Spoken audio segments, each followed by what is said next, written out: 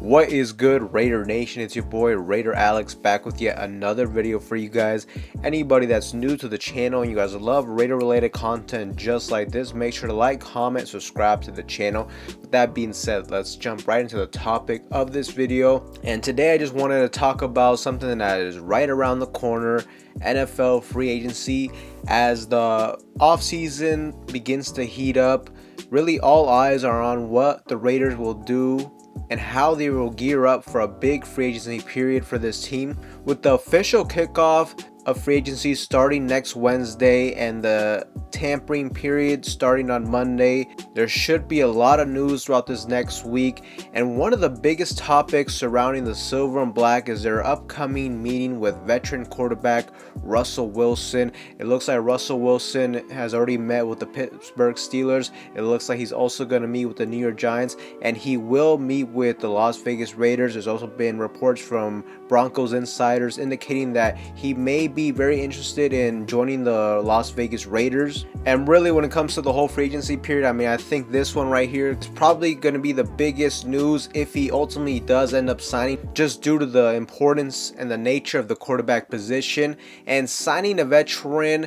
can just kind of give this team a more stable way to approach the quarterback position in the NFL draft. And I think where a lot of people are more intrigued with Russell Wilson is the potential and the possibility of getting him at a very reduced cost. The Denver Broncos are on the hook for his contract, or should I say the remainder of his contract, with whatever other team he ends up signing with. So if he signs with the Raiders for the veteran minimum, then the Broncos are liable to paying him the rest of his guaranteed contract that he signed a couple years ago with them when they traded all those draft picks to get him. So it could really be a situation where if Russell Wilson looks at this roster, the weapons we have, it doesn't hurt being in a great location like Las Vegas, and at the same time he can kind of stick it to the Denver Broncos.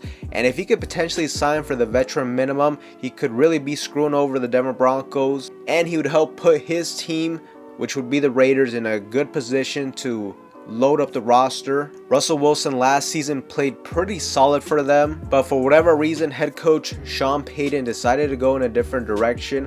So really, it's just going to be interesting to see what ends up happening with Russell Wilson. And ultimately, if they meet with one another, Antonio Pierce and Tom Telesco are really going to have to evaluate whether or not he fits this team from a culture standpoint, from the culture that Antonio Pierce has set forth in this team.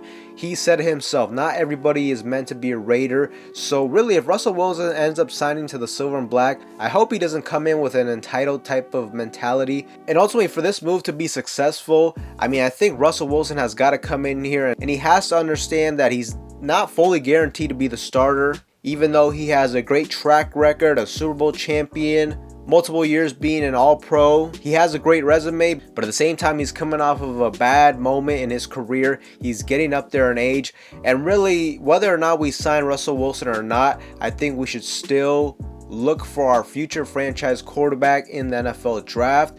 But if you sign a veteran like Russell Wilson, it allows you the flexibility of drafting a quarterback this year and not being forced to start him week one. Let him develop for a bit until you feel he's ready to go out there on the field. So really, when you look at this move on paper, I can understand why people would be very interested in bringing him in. But my biggest concern is just how he's going to fit in with the locker room. What type of mentality is Russell Wilson coming in with, and whether or not he fits the mold in the culture that Antonio Pierce is trying to instill within this team. So that's definitely one of the biggest topics I think will be circulating within this team. But that's not the only news. There's also been buzz surrounding the Raiders having potential interest for veteran cornerback Kyle Fuller. Kyle Fuller is known for his experience and his versatility at the cornerback position. He really could provide this team depth at that position and also flexibility to the Raiders secondary group,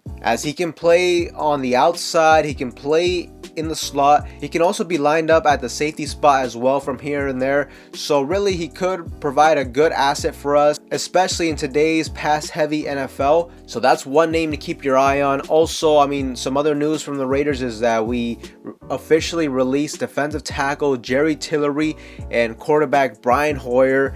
Now, the Brian Hoyer news was a no-brainer to me. And when it comes to Jerry Tillery, I mean, really, it doesn't really move the needle a whole lot for me whether we would have released him or kept him on the roster. He was just depth at that point, but we can still get much better players at that position.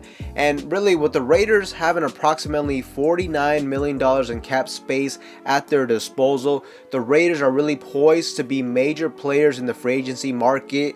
And the other thing that I'm really excited to see is what we ultimately end up doing at the defensive tackle position, as there is a lot of great talent this year at that position, and the Raiders have the money to make something like that happen. The way I see this Raiders defense and the defensive line in general is we're one solid defensive tackle away from really potentially making that next step, that next leap to be an elite defensive unit. The Raiders defense really emerged under Antonio Pierce, under the helm of Patrick Graham. And I think if you can get a defensive tackle that is dominant, hopefully we can expect big things from Tyree Wilson going into year 2, and then you can still address other positions of need. This defensive unit could be scary, and I think it is very important for the Raiders to bolster a good defensive team, because we're in a division with Justin Herbert, with Patrick Mahomes, and it's going to be very hard to beat Patrick Mahomes on a consistent basis going into shootouts with him. That's really their type of style of play.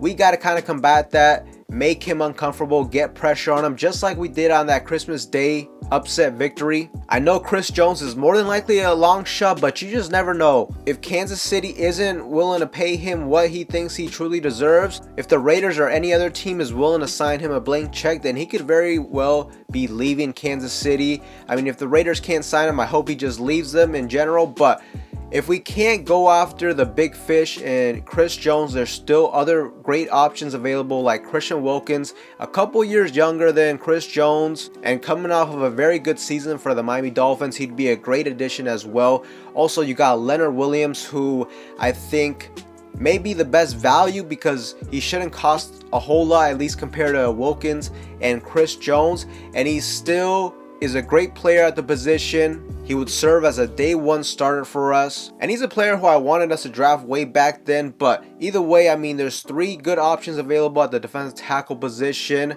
We'll just ultimately end up seeing what happens there, what happens with the Russell Wilson situation, and we'll see how we end up filling out this roster. If we sign a Kyle Fuller, if we sign some depth players on the offensive line. And last but not least, a big topic of discussion is just going to be the whole running back free agency market in general. The Raiders running back Josh Jacobs is set to hit free agency. He will take offers from other teams, and ultimately he will just weigh out what his options look like. And what makes this whole running back market more interesting is you got other big names like Saquon Barkley, you got Derrick Henry set to hit free agency, Tony Pollard, DeAndre Swift, Austin Eckler. So there's a lot of big names in the running back market here, and we'll ultimately end up seeing if Josh Jacobs returns to the silver and black, and if he doesn't, do they go after another big name, or do they try to address this position via the NFL draft? A lot of big news. So there's a lot of things to look forward to next week in free agency.